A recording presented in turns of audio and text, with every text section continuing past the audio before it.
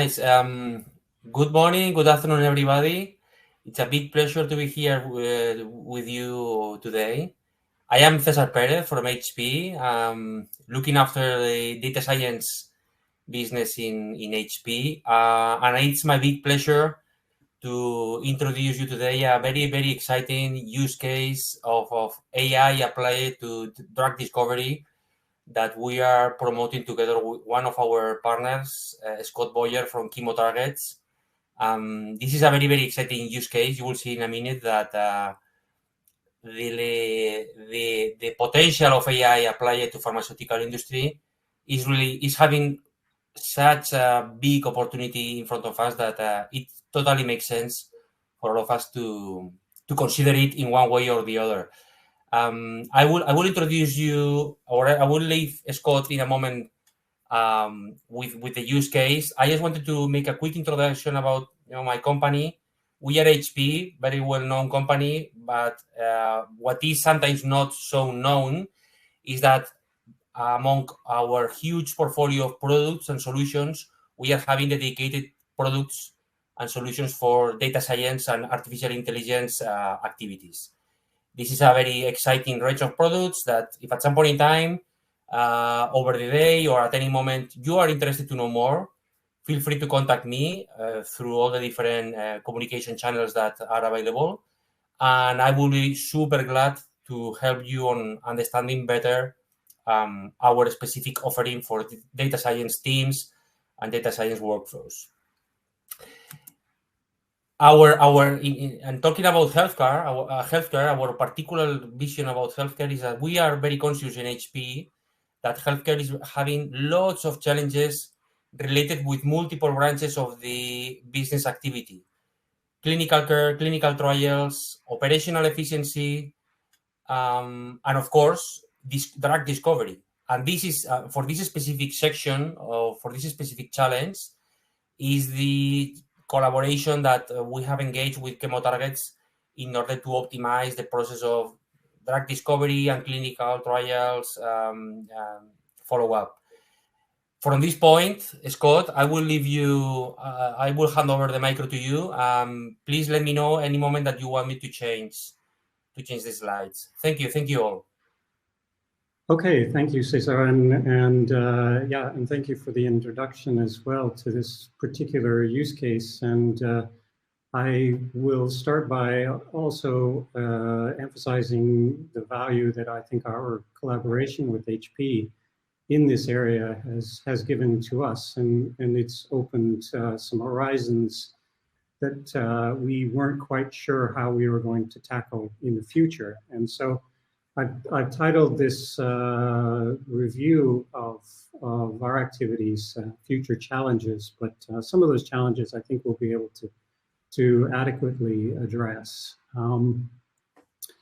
Next slide, I just wanted to give a little bit of background on who we are at Chemotargets. And Chemotargets was established in 2006 in Barcelona, and our operations are still taking place in Barcelona.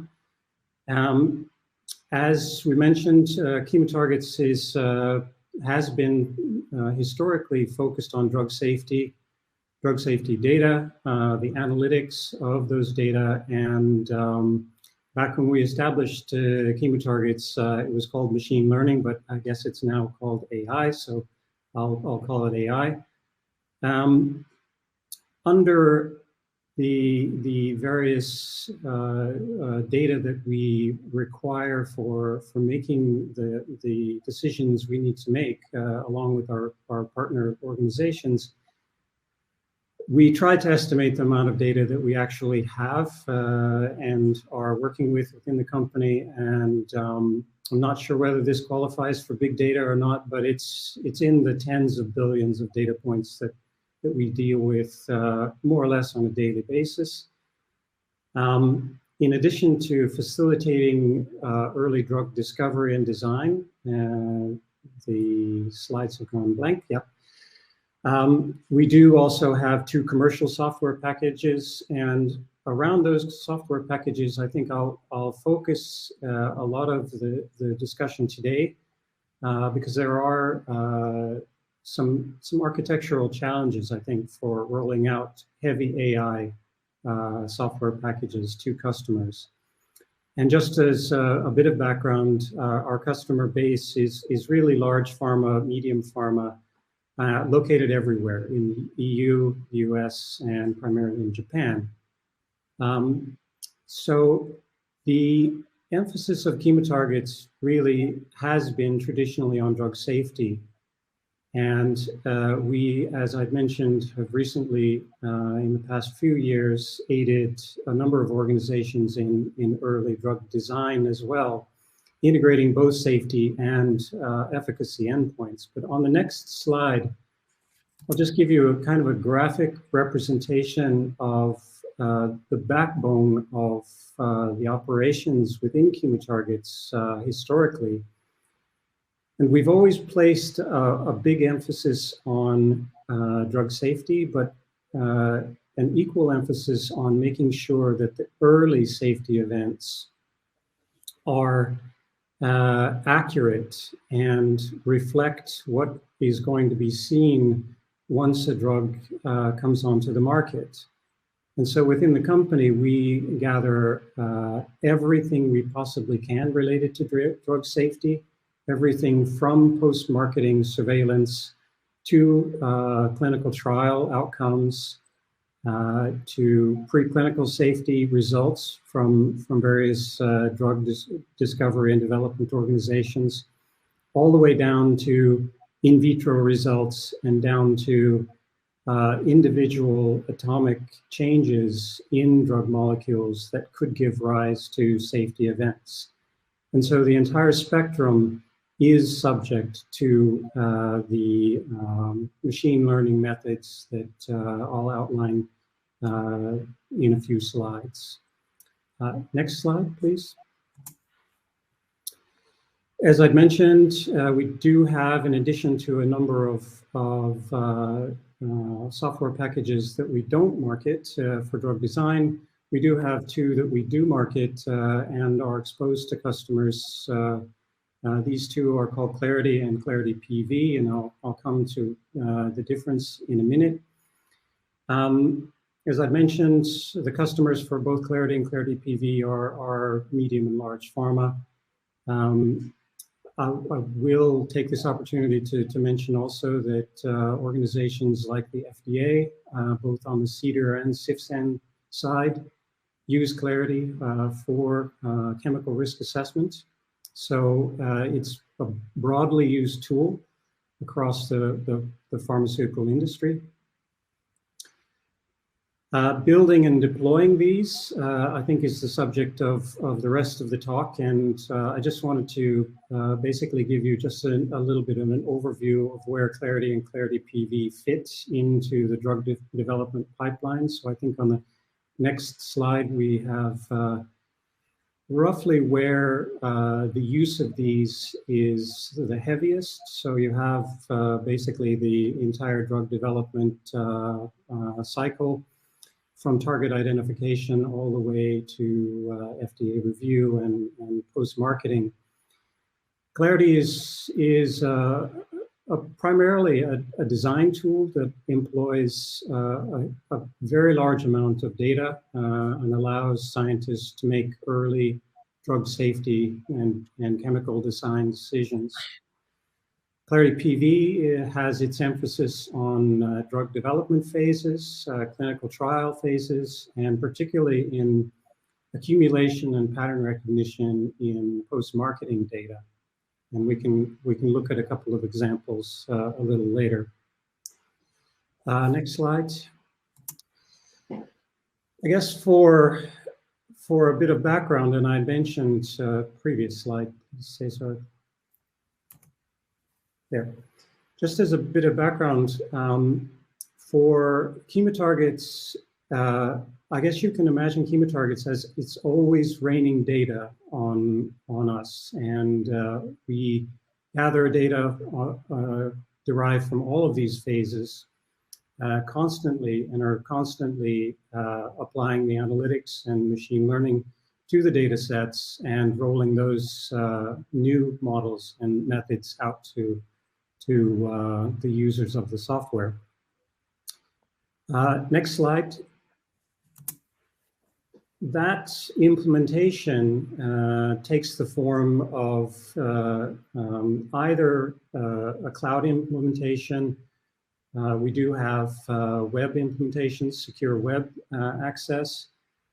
The most common historically has been building virtual machines for organizations and putting them inside their firewalls. So many of the organizations that we work with actually have virtual machines, particularly of Clarity, inside their firewalls. And that historically has worked reasonably well for us. I'll come to some of the challenges with that.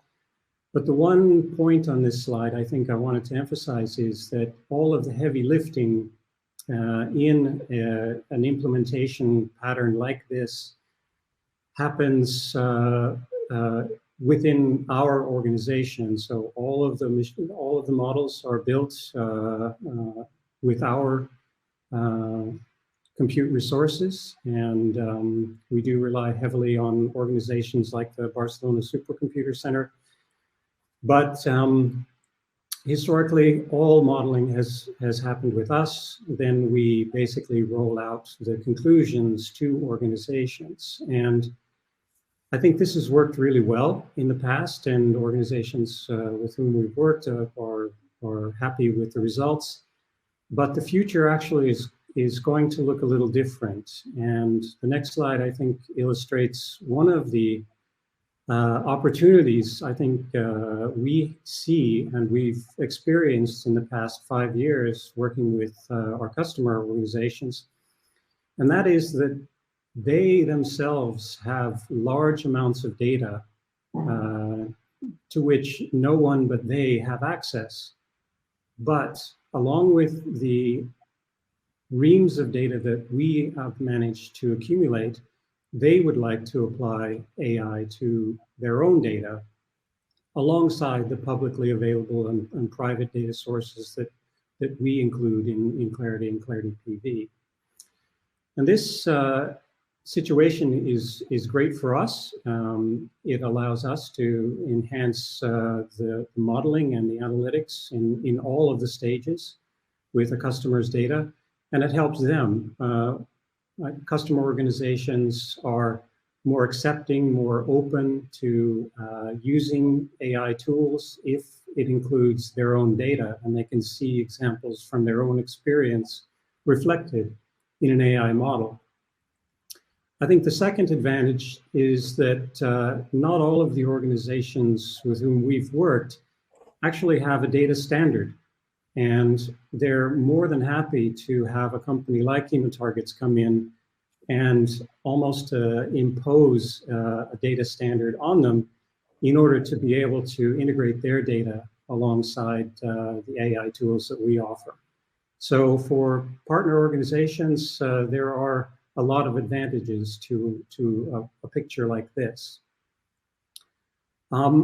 The additional advantage, I think, and it comes to the challenge as well, is that we at Chemotargets, we don't want to see an organization's data, but rather we want to be able to facilitate their implementation of AI within their organization that adheres to their data safety standards, data security standards, and their user acceptance testing standards. So we are faced with a challenge of setting up a system in which they can actually engage with, apply AI tools, and interact with the results without a company like Chemotargets actually interacting with their data, but allowing them to do it themselves. And so the next slide, I think, reflects a little bit of what we see in the future. And that is a lot of the heavy lifting, a lot of the modeling, and these are large amounts of data, and I'll come to some of the metrics here in a minute. These are large data that are transferred back and forth. And as I mentioned, all of the a customer's data can't be transferred to Chemotargets, so they have to actually be implemented into the AI routines remotely, either on the cloud or on an edge server of one sort or another. So this gives us both a challenge and an opportunity. I think the opportunity here is that organizations then feel more secure in transferring data to an AI solution and receiving the outputs if they're convinced that it is a secure and a robust system. The cloud works for this. A lot of organizations will choose to use an AWS implementation for this. Heavy lifting in AWS also is a challenge, both from a latency standpoint, but also from a cost standpoint. And a lot of organizations we anticipate in the future might choose a localized server or geographically closer server upon which they, with which they have a better control and have a more secure connection. And so we see room for all of these types of solutions. We'll see what organizations choose in the future. But the point, I think, is that in order to implement truly integrated AI solutions, we're going to have to move much more of the heavy lifting of the calculations closer to the customer, facilitate the customer's interaction and acceptance of the outputs and the meaning of the outputs of any AI-based implementation. The last 3 slides, I just wanted to show you a little bit about what these barbells actually look like in our world, at least. And I just have a few examples, but there are many, many examples all along this drug discovery and development cycle.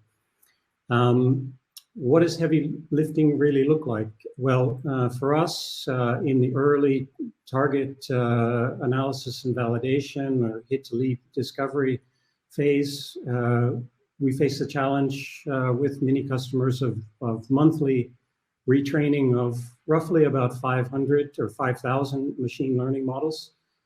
And each one of these models is composed of a very large matrix of data. You're talking about tens of thousands of rows and the same number of columns in each one of these data matrices. Each one of the models is made up of multiple models. So the compute resources required for rebuilding and retraining of models actually is not insignificant. If we move to the next example, we do image analysis, but really there are literally probably petabytes of information that could be transferred back and forth from preclinical testing. Everything from high resolution images to hundreds of thousands of data points relating to a single study. And for a large pharma, their number of studies could range in the 4 to 900 range. So it's a lot of data. Much of it is modelable, and of course the image analysis itself is a well-developed area for us and for many other organizations. The last example is a particularly interesting one for us, and that's personalized drug safety forecasting. As I'd mentioned, we gather all of the post-marketing safety data from around the world and make it available in Clarity PV.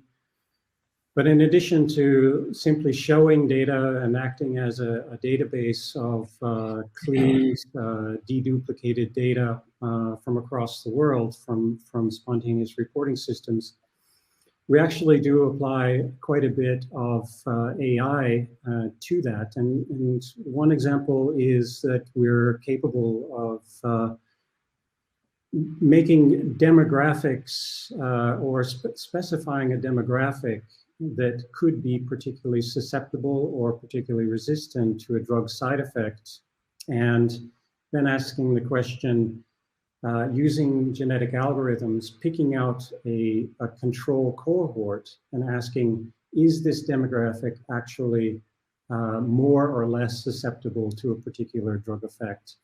And not only a particular drug effect, but within these cohorts that we can find with genetic algorithms, can we actually extend that to drug classes as well? So there are many applications where you can do a very personalized drug safety forecast using a particular demographic of patients, and then taking the pattern recognition from early experience with a drug once it enters the market, or even from the patterns we recognize in clinical trials of safety issues, and apply that and forecast what's going to happen in the future. And all of that's possible. And these computations are unfortunately not trivial. And so a lot of the use cases for Clarity PV in this area are going to require pretty heavy computations closer to our customers. So the last slide really is just a summary of how we see the future. So next slide, César, thank you. So the past, really, we've been able to do most of the heavy lifting in Barcelona and roll out very effective tools to our customers across the world. In the future, we see the opportunities to move a lot of the heavy lifting as far as computations go closer to our customers, and also this is an opportunity to customize and make their use of AI in these various areas more engaging, more effective, and most important of all, I think, more accepted within their own organizations. So I'll stop there and pass it back to you, César. Thank you, Scott. I think it was a very good description of a super exciting use case, and it really opens a lot of opportunities. This way of operating opens a lot of opportunities for multiple pharmaceutical companies that might be considering becoming much more efficient in the process of the drug discovery, and of course doing that in the optimal ratio of safety for the data, and also in terms of cost of investment, because depending on the architectures that you might approach for doing this heavy lifting, as you say, I am afraid that the cost differences can be really big one. Maybe you will see my screen in black for a moment because I am jumping back to the presenter stage. I am not sure if someone dropped any questions in the chat. I am quick taking a look. I don't think anybody has dropped any questions. I'm not sure if anyone is having any questions. I have one for you, if you allow me, Scott. Meanwhile, maybe someone drops a question. It is the point that companies like ours, like mine, HP, we are continuously looking for the opportunity to deliver computational power as much big as possible, physically close to our customers, and we are on a permanent basis achieving higher levels of computational power for our customers. With your knowledge of the drug discovery life cycle, if we keep growing in terms of computational power in the edge as we are doing at this point in time in history, in your opinion, which barriers, which frontiers will be able to be trespassed, will be able to be improved, that maybe at this point in time they might sound utopic, and if we carry on improving the computational power in the way that we are doing, they could become a reality. I am very curious about that, if you allow me. Well, yeah. I think the biggest barrier we have really at the moment is, for lack of a better term, really the democratization of AI and use of AI in organizations. And part of that is a cultural acceptance. Part of it is familiarity with how to pose a question to an AI system. But part of it is just engagement. And I think moving compute resources closer to customers, it results in removing a lot of barriers, as long as they're familiar enough with the algorithms, which are not terribly difficult. I think the challenge is really to familiarize organizations with posing a correct question to an AI system and an AI algorithm. And so it's up to us to make sure that both architecturally and from an algorithmic standpoint and from a data curation standpoint, that those things are possible. And then I think the biggest challenge is just to make sure that the people are comfortable enough with asking these questions that an AI system could possibly answer. Yeah.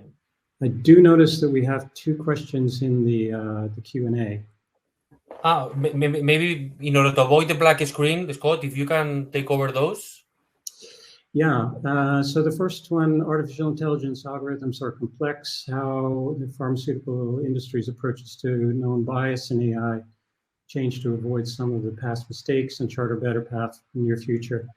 Yeah, before the session started, I was joking that asking the right question of an AI system is only really two lessons, really. Unfortunately, both of those lessons involve 10 years of failure. But quite seriously, I think now people are much more familiar with the structure of large data sets, and also from the examples both in the published literature, but also in popular literature as well. I think people are more familiar with how to pose a question that an AI system could possibly help with. Now, that's not to say that that AI systems can answer every question, because they can't. And at least at Chemotargets, we are very firmly convinced that most questions can be answered with an effective, simple graph of maybe a large amount of data, but a simple graph. So I think it's a culture change that has to take place. AI will not always get it right. And so a healthy skepticism of outputs is always a good thing. Nice, totally agree with that one. Maybe you can read the next question, Scott. Thank you. Yeah, we have another question on digital patient engagement solutions, and not just focusing on HCP engagement, but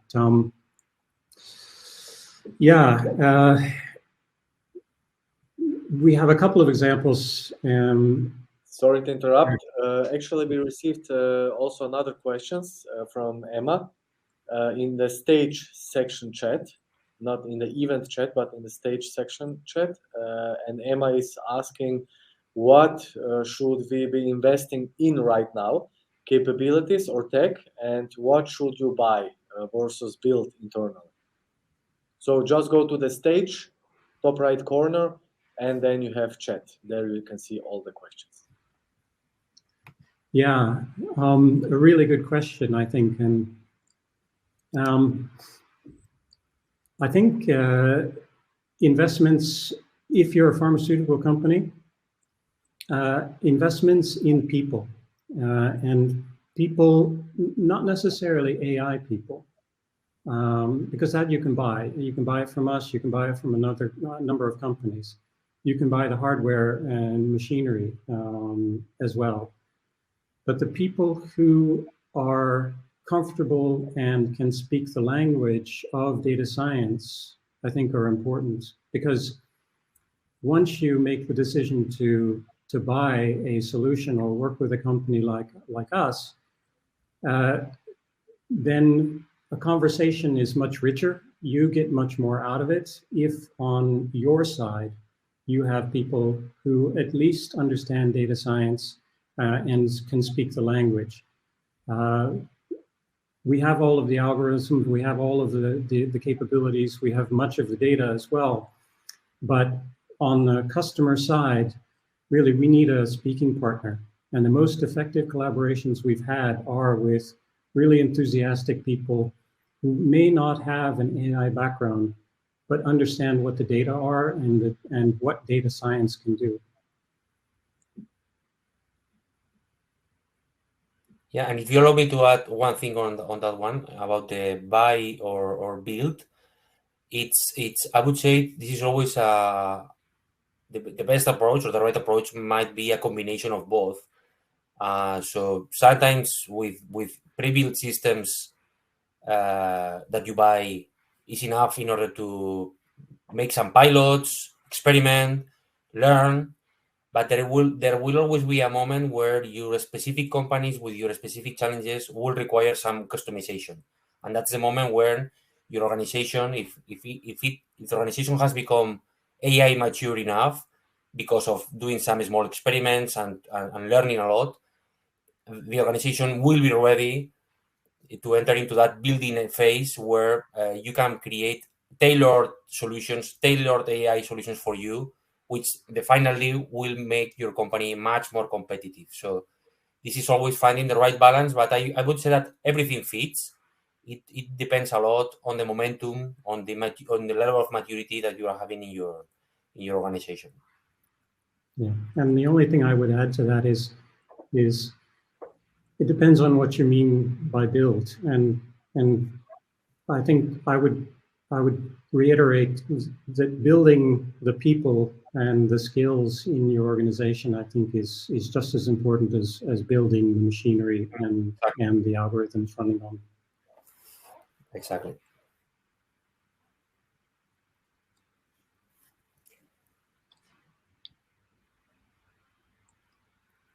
I have read. There was another question doing reference to regulatory terms. Not sure, Scott. Maybe you could. I'm almost running out of time. Maybe you could provide a quick thought from your side about the processes that you follow in Chemotargets in order to make sure that your processes are fully compliant with regulations and so on. That could be an interesting topic for closing the session. Yes. Yeah. Of course, we're fully transparent as far as the data, the ingoing data, and also the algorithms that are used are not black boxes. They're all transparent.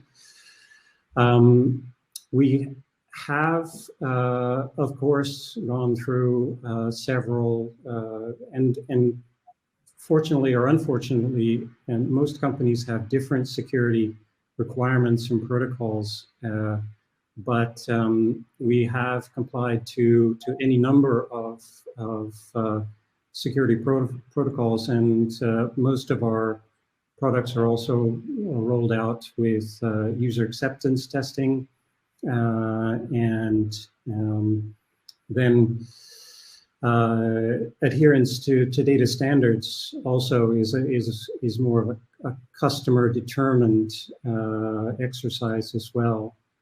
So it really depends on the customer. Mm-hmm. Okay. So initially, because we are already on time, probably it's time for my side to thank you, Scott. Thank you very deeply. Thank you your availability today to share your use case that we are enjoying a lot in HP. For all the rest of the audience, also thank you very much for your attendance and your interest. You are having here our contact details. If Scott or myself, we can be of any help to any of you, feel free to contact, reach us, and we can carry on the conversation in the direction that you prefer, okay? Thank you, everybody. Thank you, everyone.